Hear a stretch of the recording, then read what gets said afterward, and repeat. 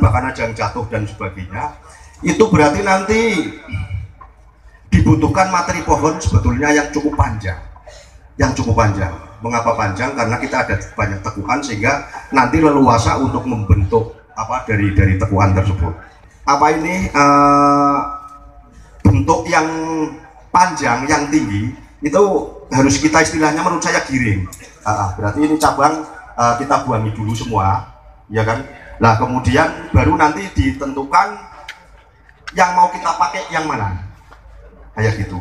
Kalau prak jadi dua, prinsipnya adalah supaya bisa diperes, itu adalah tipis.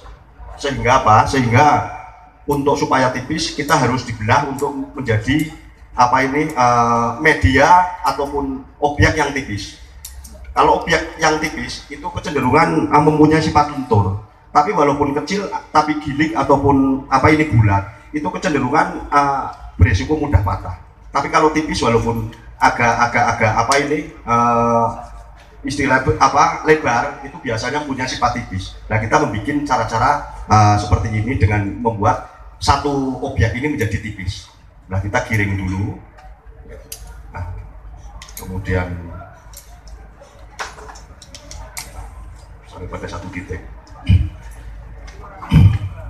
Kemudian yang selanjutnya ini kita mulai dengan seandainya menurut kita sudah cukup ketinggiannya. Kalau saya biasanya segini kurang tinggi, paling enggak 2 kali besar, paling enggak sejempol atau sampai sejempol kaki. Tapi ini hubungan sifatnya simulasi, ini berarti kita pakai media yang ada.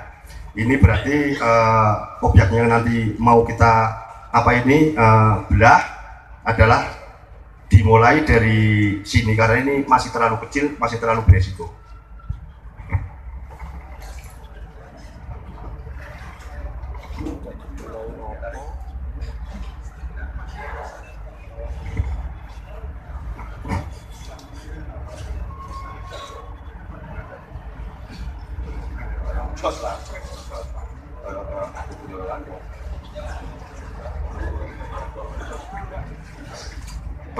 Kita secara hati-hati ini jangan sampai keterasen. Keterasen itu istilahnya yang satu sisi terlalu tebal, yang satu sisi terlalu tipis, sehingga nanti bisa timbul celaka. Kita sebisa mungkin ini harus sangat hati-hati biar hampir sama. Ini untuk satu batang yang kita bikin 2. Karena nanti juga satu batang kita bikin 1 bisa. Ini kita harus secara hati-hati seperti ini. Terus sampai ke arah hampir bawah.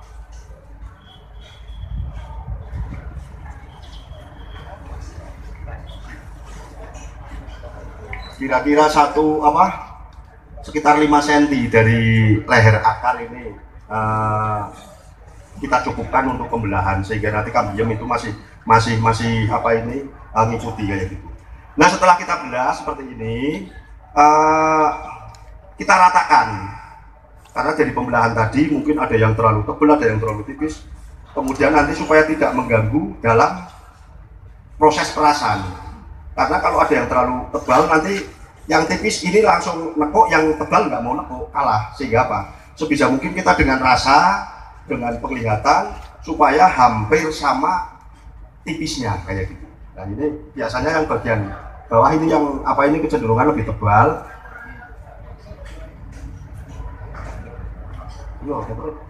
Mau lanjut kok. Fase. Wingi kayak cianyar lanjut.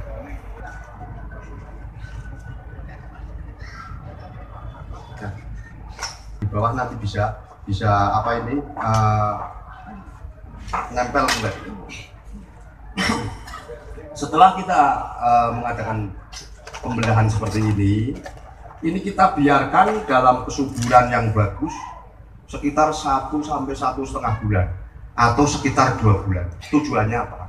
Tujuannya supaya nanti yang kulit yang ada di sini itu berarti nanti benjol sudah bergerak. Kalau sudah bergerak nanti resiko daripada copotnya kulit terhadap kayu itu kecil. Tapi kalau kita langsung seperti ini, itu biasanya berisiko kulitnya bisa lepas. Apalagi untuk pohon tertentu yang katakanlah kita ngomong itu kulitnya mudah lepas atau kulitnya mudah patah. Sehingga apa? Sehingga diperlukan apa? Penormalan kembali kira-kira 1 atau 1 sampai 2 bulan maksimal. Ya gitu. Nah, kita anggap 1 sampai 2 bulan ini sudah mulai benjol. Nah, kalau sudah mulai benjol, kemudian kita menurut perasaan kita sudah cukup aman kayak gitu, kita baru mulai mengadakan pemerasan kayak gitu. Ini berarti bisa langsung seperti ini kayak gitu. Tapi kalau misalnya ada bengkok, ini biasanya saya kalau Pak ada kebetulan ada cabang ke sini atau bengkok ke sini, itu untuk L biasanya lebih enak kayak gitu. Nah, kita akan mencoba mulai pemerasan. Itu biasanya 2 orang, kalau 1 orang sulit. Bahkan saya kadang 3 sampai 4 orang, karena kadang 1 lengan juga saya masih tak terus kayak gitu. Nah, ini kita harus sangat hati-hati. Satu itu berarti melintir yang atas, kita meratakan, harus kita ratakan. Ini ekstra hati-hati, harus kita ratakan.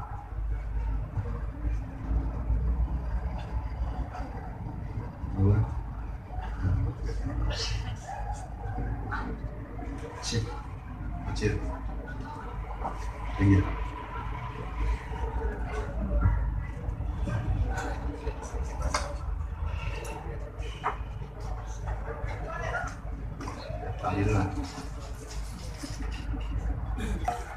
Perasaan kita pakai ajir sudah dianggap aman. Kemudian yang satunya lagi, kita juga memulai.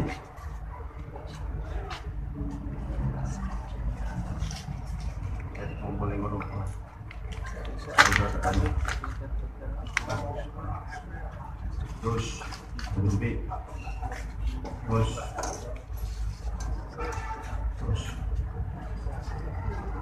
kali-kali.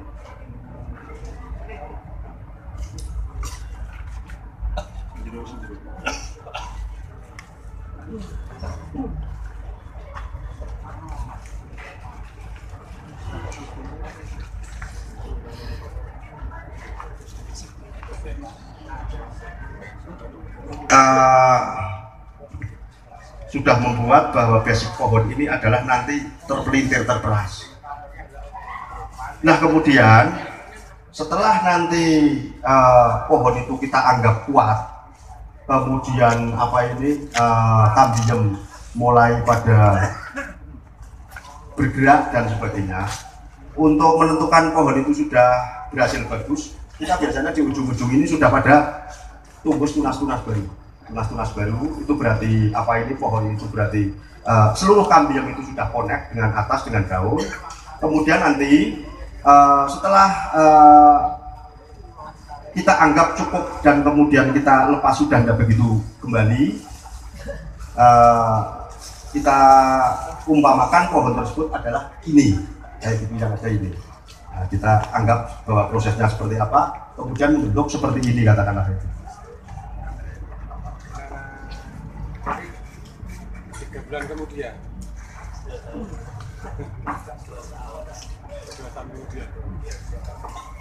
Kita mau mungkin ngomong itu peres atau pelintir atau apa, ini kita hanya istilah saja.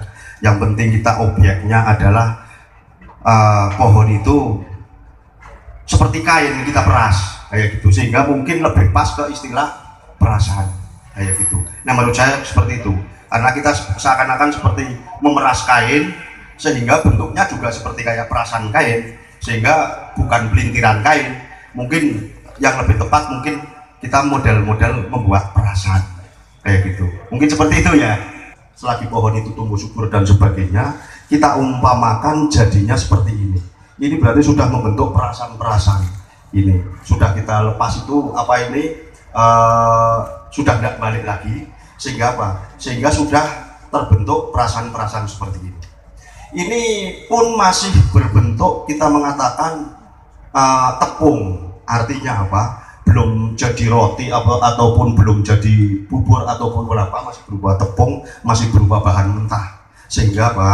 Sehingga dengan karakter peresan ini kemudian kita bentuk yang sesuai kehendak hati kita.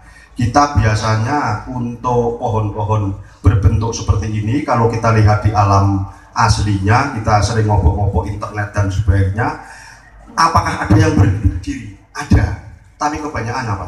Kebanyakan itu adalah tekuan. Sehingga apa? Mau berdiri juga oke, mau tekuan juga oke. Artinya apa? Kita mau membuat satu pohon umpamanya, okelah kesan berdiri. Tapi pohon itu kesan berdiri, tapi sudah dengan apa ini model perasaan. Jadi tidak hanya untuk pohon-pohon ekstrim saja.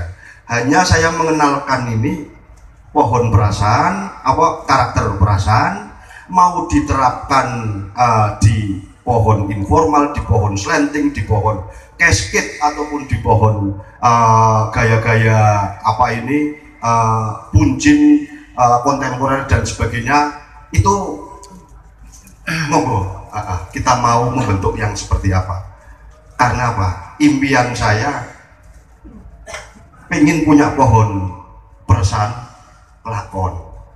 Mau model seperti apa, gaya seperti apa, silahkan monggo, terserah bapak-bapak, ibu-ibu senengnya gaya apa, tapi dengan model-model gaya perasaan. Apakah di alam ada? Itu di alam ada. Kita sering-sering melihat internet itu di alam-alam di Amerika dan sebagainya, tanah bikin twin kayak gitu. Mungkin yang satu agak twin ekstrim berdiri, yang satu itu berarti ke bawah kayak gitu.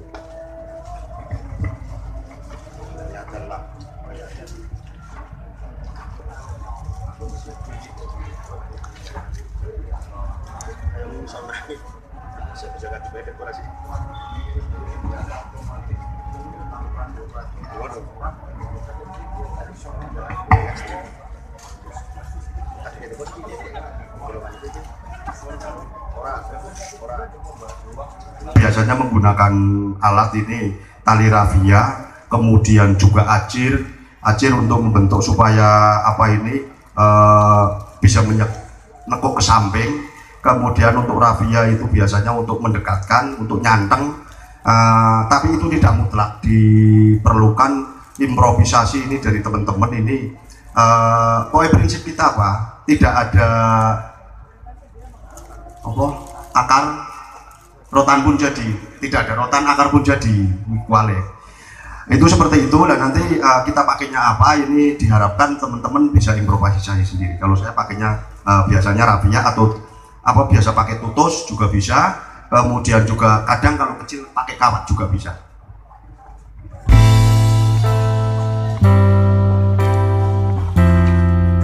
Sini terus